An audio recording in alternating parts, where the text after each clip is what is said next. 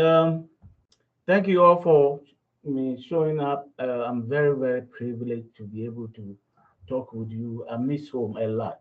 I'm coming home in this month, but it just vacated, so I have some little bit work to do. Okay, my topic today is mucosal delivery of macro encapsulated Mycobacterium tuberculosis dead cell. And I will go. Can you move to the next slide? Got it. Okay. Now, I'll be discussing TB as a major public health problem and its impact. And then you go to the treatment a little bit and then see why vaccines are important in the control of TB. And then just after the introduction, I'll talk about the current TB vaccine and then what we are working on right now. And I will end up by giving you some data on macrospheres and macroparticle delivery system. Okay, okay. In spite of many years of effort and a lot of treatment options and vaccine research, tuberculosis remains a public health problem now. Still remains a public health problem. And because of that, in 1993, the WHO declared it as a major public health emergency. Now, it is the leading, it was for all years, hundreds of years, the leading cause of disease by one single disease causing agent. It was bypassed by only COVID in 2020. Now, the data clearly shows that the latest data shows that we have 10.6 million new cases in 2022 alone. In other words, by the time I finish this presentation in 1 hour, about 600 and something people who have had TB for this 1 hour. And there are 1.43 million dead. Meaning the same period that I'll finish this presentation, 165 people have died from TB. It is mind blowing. 10% of immunocompetent individuals will have TB in their lifetime. And I hope you know what R naught is. R naught is the basic transmission infection contact. And so if you say R naught is 10 to 15, it means that one basic infected person can infect 10 to 15 more people. Already we have 10 million cases, and one case can infect 10 to 15 million people. That is mind blowing. 12% of those that are going to be infected will be HIV infected people or people immunocompromised. Okay, next. Okay, now the problem we have is not because of numbers, but the treatment of TB is expensive and lengthy. We were putting people on streptomycin for 6 to 9 months, daily injection. I mean, and compliance is terrible. Keeping somebody on injection for 9 months is crazy. Now, we have been able to develop new disease, new chemotherapy treatment options, and new good drugs. But we have found out that TB has developed multi-drug resistant strains. And now we even have extensively multi-drug resistant strains. For those with multi-drug resistance, the mortality is up to 80% in 1 month to 4 months. 1 month to 4 months. And it is not acquired. Some of them are primary infections. And a third to one-fourth of all of it, the world population, is going to have latent infection. And this latent infection can reactivate anytime. So because of this, and because of the multi-drug resistant strains that are around, public health circles have found out that the best way to treat TB or control TB is effective vaccination and then the treatment options. Now, we have only one accepted TB vaccine on the market. All the other ones that people have tried have not been better than BCG. But BCG has a problem. It's ineffective against the primary infection. And when there's reactivation, the primary infection is when the patient gets infected and the TB disseminates into the high oxygen pressure areas of the body, particularly the lungs.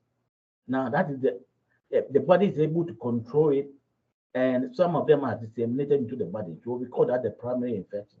And then from there, it can be reactivated. If you have good immune response, we are able to control it in a long time. But if something happens to you, then the reactivation comes in. Now, TB is given parenterally, and it doesn't induce the immune response we want in mucosal surfaces. And TB infected through the mucosal surfaces. So if you can block that infection, it will be better off. But if you give it as injection, sub-Q injection, then it only induces systemic immunity. Now, the other one is that it consists of live attenuated M. bovis. It is not Mycobacterium tuberculosis itself, it's M. bovis, and it's live. And when you have it, it induces what we call dermal hypersensitivity reaction to PPD tuberculin. In other words, if you have ever taken BCG, anytime you go anywhere and you want to test you for whether you have TB or not, you have positive PPD tuberculin test. So you won't be able to identify whether you have it or not. Next slide. Okay, so because of its effect in those immunocompromised, we decided that, okay, why don't we give another vaccine that is not live attenuated? Now, the main reason for doing this is because TB has become the greatest opportunistic infection for HIV. So when you have HIV and your immune system comes down, remember a third of the world population, 7 billion, a third of us are already having latent TB infection. If you come in contact with anything that will depress your immune response, then the reactivation takes place. So we can't give live vaccine to people with HIV. Second, oral delivery will lead to hypersensitivity and inflammation of the cervical nose, particularly for children. Third, we can't have booster administration when the first shot doesn't work well. Let me explain this a little bit. The best vaccine we have found is live attenuated vaccine, live bacteria vaccine, the whole cell vaccine.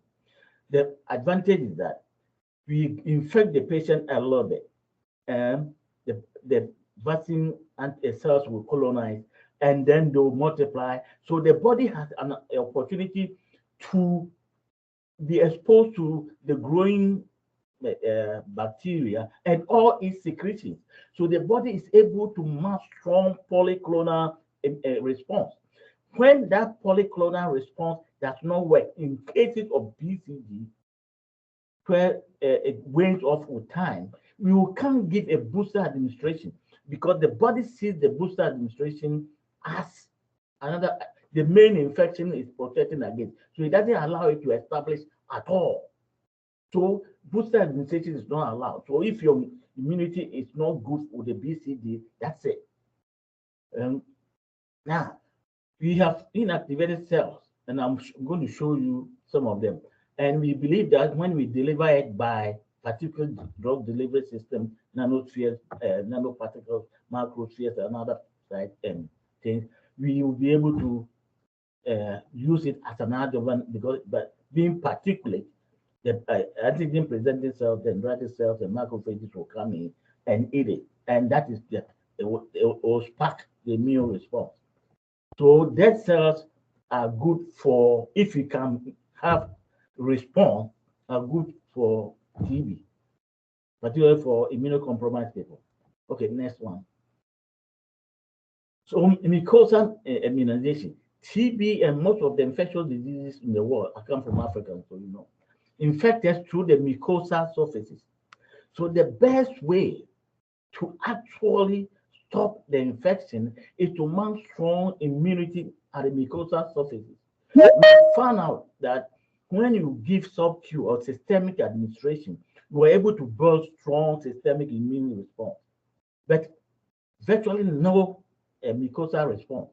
And I'll show you data that shows that when you immunize on the mucosal surfaces, you will build both the mucosal response and anything you put on the mucosal surfaces end up in the systemic circulation. So you build systemic response as well, something we call common mucosal immune system. Okay. Okay, I'm going to talk a little bit about the mucosal surfaces and why administration of vaccines there is good.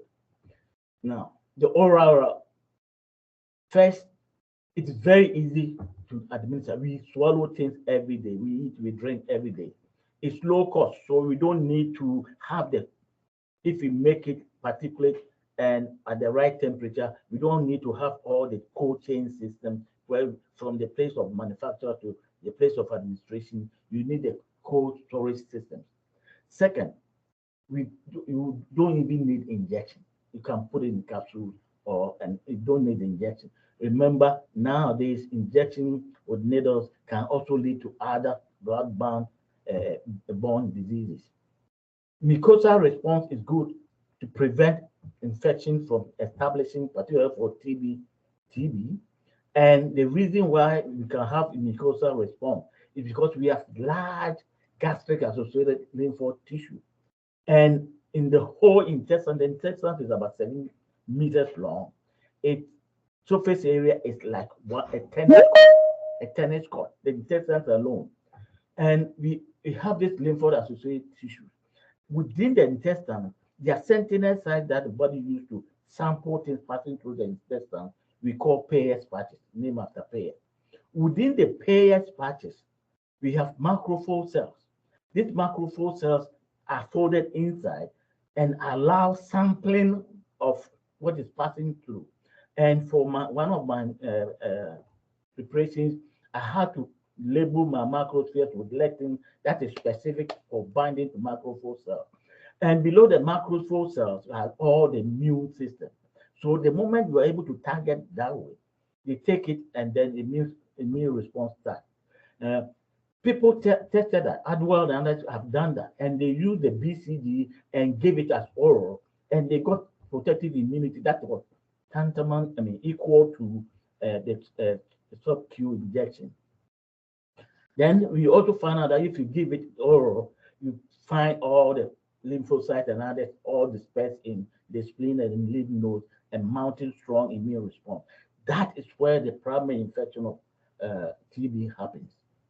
Okay, next slide. Now, in the nasal delivery, it's also a strong mucosal surface. We have large surface area of about 1.182 square centimeters or so. And in the lungs, in the alveolar region, it's so large. And delivering things in the mucosa is very good. We have this large nasal associated lymphoid tissues. When you put a medication in there, it on its own produces secretory IgA. Let me explain the secretory and the non-secretory. The IgA that we have are two types. We have IgA that is circulatory IgA. That is when that one is found in the blood. And then we have IgA that is usually secreted onto the mucosal surfaces. That's what we call secretory IgA. And that is the one that becomes the barrier for any infections in there. Now, to be able to get there, we have mucus in there and ciliary in there. So the formulation will have to have something that will help our delivery system to stay there for a longer time, more resident time. So we use muco or cytoadhesive. And when you use that, even if your particles are more than 10 microns that we want for macrophage uptake. And even if it's up to 40 microns, the longer stay help break it down and their uptake for all your macrophages. And the macrophage on its own also protect it from all the proteolytic enzymes and other and the mucosal surfaces, including the nasal delivery system. So it protects that. Okay. Now, for macrophages, we encapsulate our medication or vaccine antigens in a biodegradable, bio uh, a compatible matrix. So it can be a capsule form or macro capsule or just a normal metric capsule. The material is distributed very well in a polymer matrix. And by doing that, we protect it from external forces like gastric juices and other stuff, enzymes. And because it becomes particulate, the scavenger antigen presenting cells in our body, macrophages and endothelial cells, see it and we can target it to those cells that are the mediators of the immune response. So we've done that and we found out that the strong immune, the oral delivery system for a lot of drugs and antigens, and they are very, very effective and efficient. Okay. Okay. Now, let me go to my polymer. I've given you a little background. For you to be able to make microspheres and nanospheres or particulate drug delivery system, you say we are going to distribute it in a polymer matrix. And so the polymer should have the characteristics, attributes that we can play around, manipulate, mend, so that we get the right sizes, the right blend, the right physicochemical characteristics, particle size, zeta potential, and others. So we need that type of polymer. We need polymer that is biocompatible. We don't want anything to come in there and become toxic. Or polymer that will have effect on our antigens. We need polymer that will be biodegradable. After it goes in there, the body should be able to break it up, release our antigen, and then cause no harm. It should not be antigenic on its own to build immune response to the microsphere to destroy it. And it should not be toxic to the body. And it can also be easily processable. And it will be able to have a long shelf life because we are going to be distributing this thing throughout the world and to be able to sterilize it. Okay. Now, I'm going to talk about two polymers. There are a whole lot of polymers we use. People use the popular one, PLDA.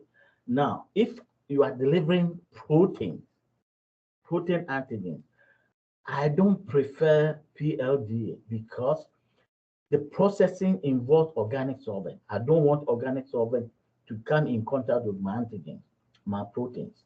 Second, when the PLDA microspheres are hydrated, come in contact with water, which is necessary for it to be absorbed and broken down, they cause some little bit of acidity in there. They are, they are acidic compound. And this acidity can affect my proteins. So you use natural proteins like albumin. Albumin is water soluble. It is in our body. It's about 55% of the body plasma proteins. And we have used it several times. If you have ever done ELISA before, you have used albumin. And we use this as stabilizers for various protein drug delivery systems.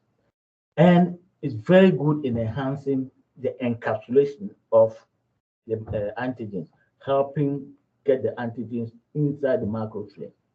So albumin was used for my oral delivery. I'll show you data on that. Okay, the next one.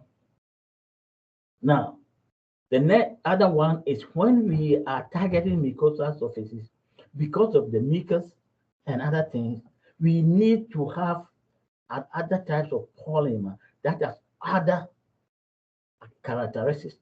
We found out that kerosene is serves as a mucoadhesive. We don't necessarily even need it to bind to the mucus. We want it also to have cytoadhesive properties. We found out that arginate mixture with kerosene have positive charge that is necessary to bind to the negative mucosal surface charges.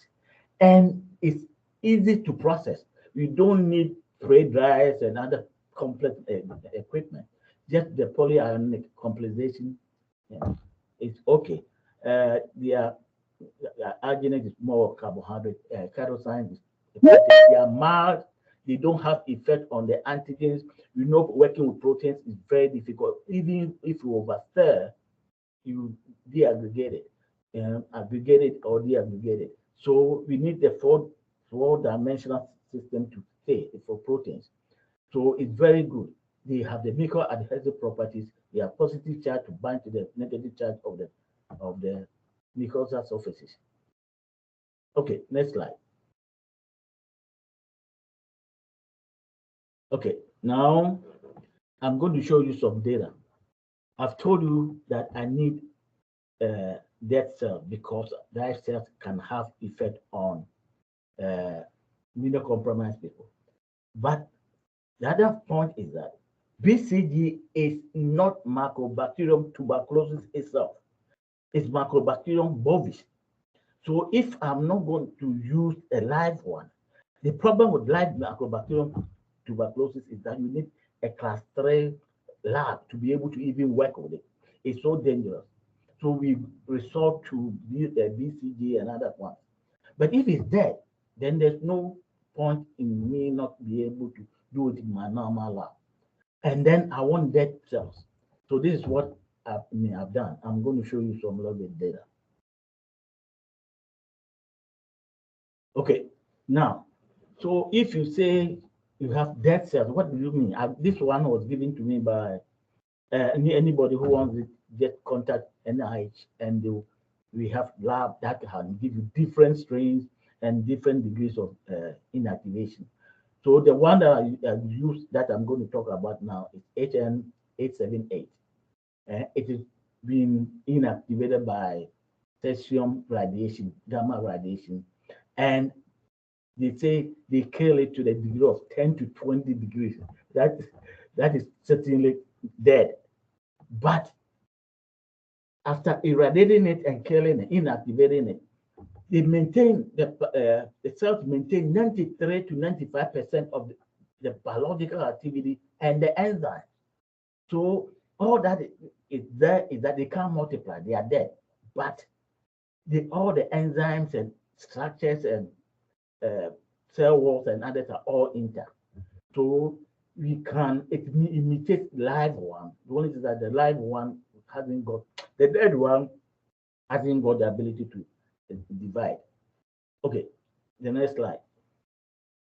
Now, for this one, I prepared macrospheres.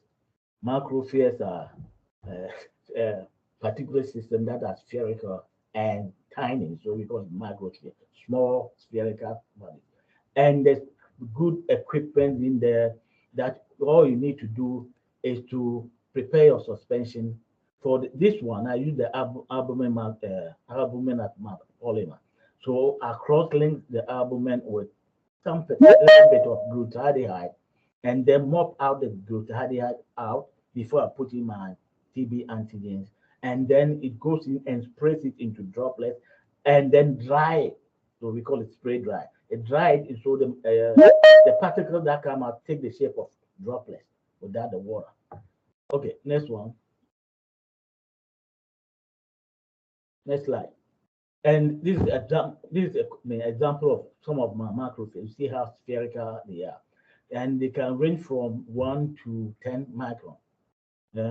For that size is ideal for uptake by antigen presenting cells, 1 to 10 micron. And mine is within that. Next slide. Now, before you can move on and go to in vivo animal studies, you have to do all this. formulation development. So first, I use acid phosphatase as model protein to see if my delivery system, my macrospheres, can encapsulate it without changing the protein, because we are going to deliver antigens. A slight modification of the antigen will not produce the immune response that we intend the organism coming to face, because it will not be like the organism anymore. So we have to do formulation development. So acid phosphatase is easy to manipulate, and I did that. I got all this information. The encapsulation efficiency was 99, and this is powder, so you can easily mix with the suspension. And the mean particle size was 3.6 to 3.6, and so it was between 2 to say 5. The zeta potential is minus 33.8, and for oral, I don't have any problem with that.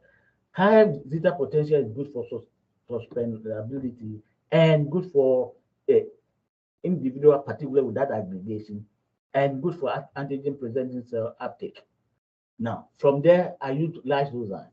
And then when I got the same, almost the same characteristics, I tried to use typhoid vaccine and see if I do vaccine, what will happen. Then from there, I went and used the same Mycobacterium that cells that I have.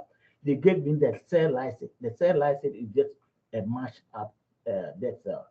And then put it in there and saw that the zeta potential came down because maybe some putting them on a slide constituent may have had effect on the zeta potential. Then I put in my main whole cells. Okay, next slide. Now, this is the particle size distribution.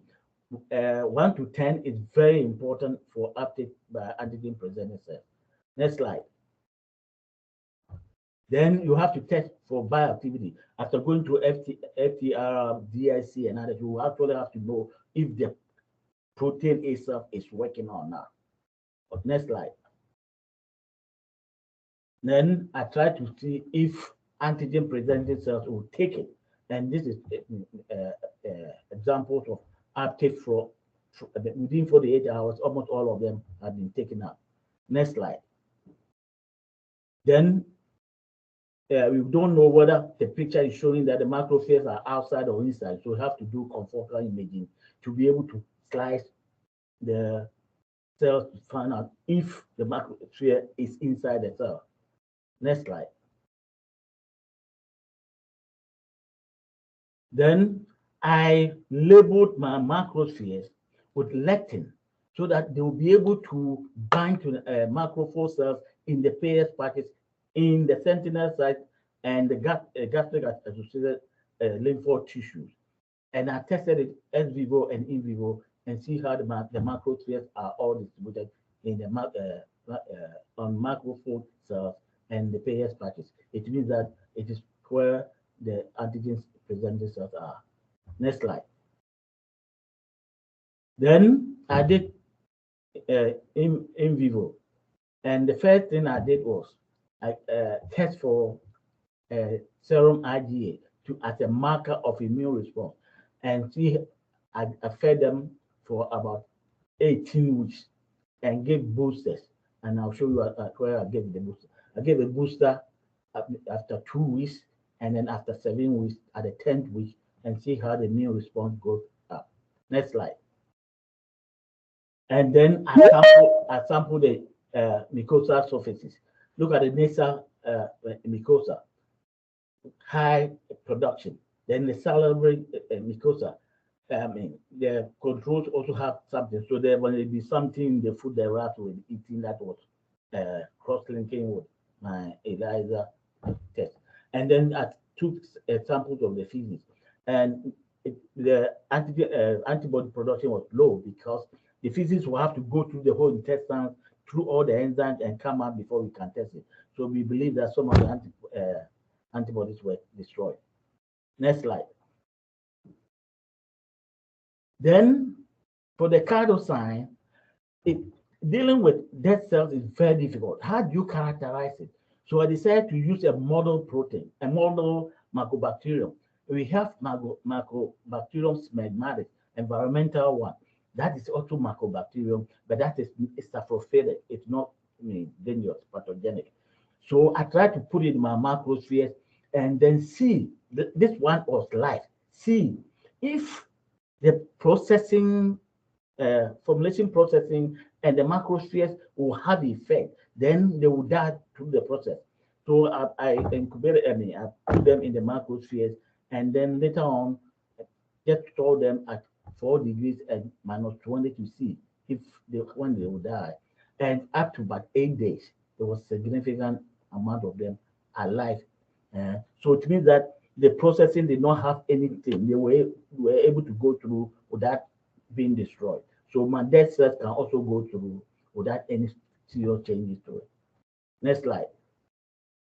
And then these are some physicochemical characteristics of the one I did. So after doing with Magmatis, I put in my dead cells and use the twin 80. It was to be able to deaggregate the Mycobacterium cells because they can combine together.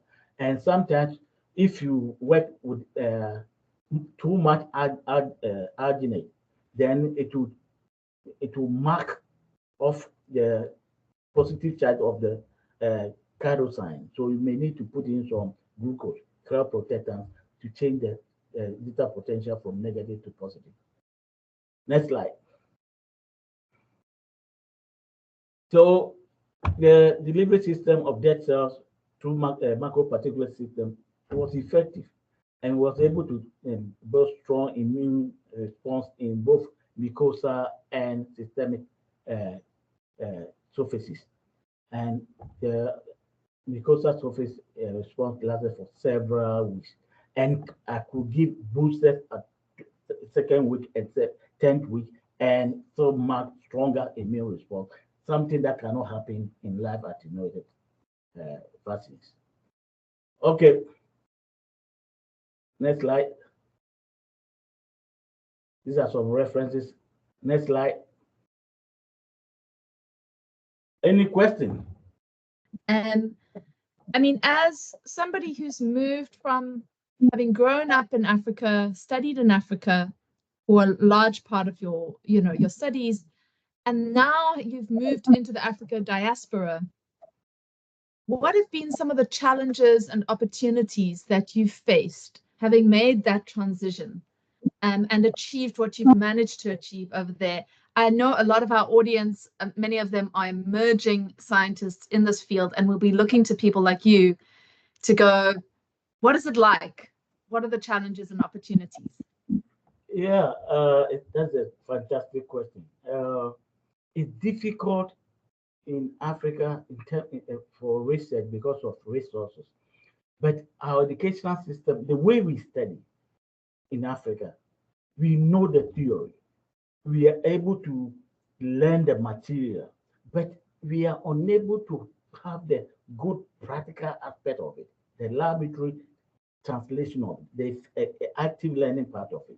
So when you come here, studying is not a problem. In fact, within some 2 weeks, they will know you are very, very brilliant. But then you are handicapped in the practical aspect, laboratory, because you can't use the equipment and all those things. Now, so when you are able to come here and then have the equipment at your disposal, and the professors teaching you the way they do here, not that if you pass, it's your own, but actually holding your hand is fantastic. It becomes very, very fantastic opportunity. I came here for public health, and I won award and others. So they themselves recommended that I should go into pharmaceutical sciences PhD program. So the opportunity is there, but networking is very, very important. Anybody who's a pharmaceutical scientist here should belong to AAPS or any other pharmaceutical science organization. An organization like yours is very, very important in giving me the opportunity to talk with some of them. Put my email there, and then they can call me. If they are doing research, they want mentoring. I'm mentoring people in India and other places. So it is great if, with the type of determination we have in Africa, if if you bring it here, you will succeed beyond expectation. And please, your organization should be able to link us with the young scientists so that we'll be able to mentor them as we go along. Absolutely. That point about mentorship, sharing knowledge, and accessing global resources becomes so important in the success and in the journey of making Africa more self-reliant, ironically. Yeah. And there's something else I also have to say. If they are undertaking some research, they need collaboration.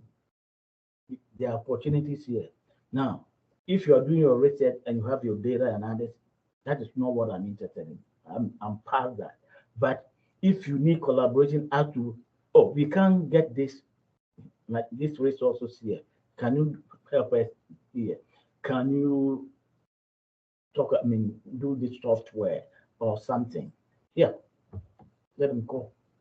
So with that, I'm going to end off and say thank you so much to our audience for joining. I've put in the chat all our links to the HCD Foundation, and we encourage you to connect with us as much as we can.